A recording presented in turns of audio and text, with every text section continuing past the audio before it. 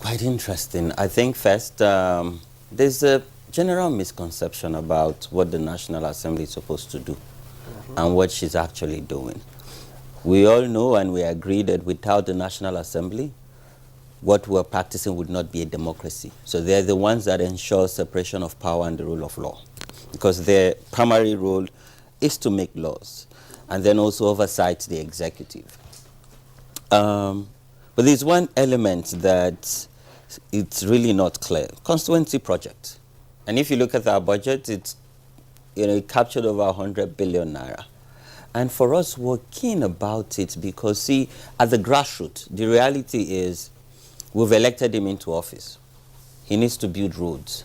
He needs to build schools. He needs to provide access to potable drinking water. But primarily, that's not the role of a legislator.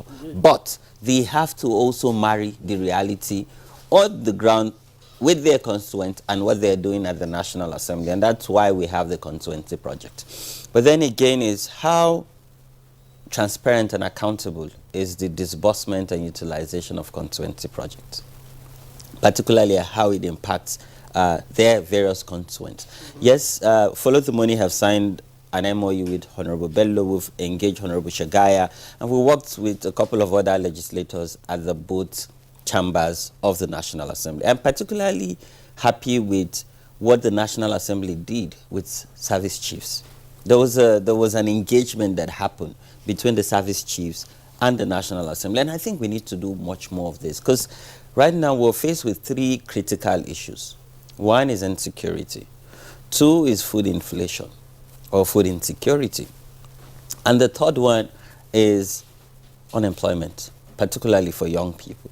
And I think that the legislators are positioned to lead conversation around what are the gaps, but also drive an agenda that brings about change where they implement or where they pass laws. You see, if you ask an average Nigerian what is the legislative agenda, they don't know.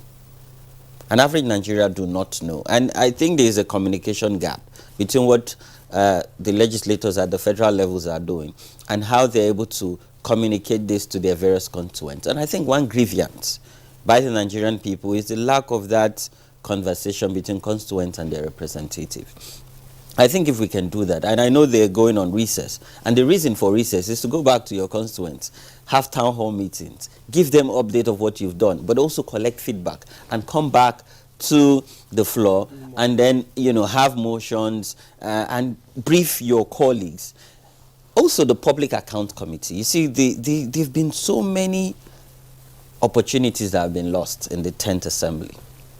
Because I think when there was the issue of the Humanitarian Affairs Ministry, I was hoping that the Public Account Committee at the House of Rep and at the Senate will call for a public hearing and bring the suspended minister to come and give account of what's going on.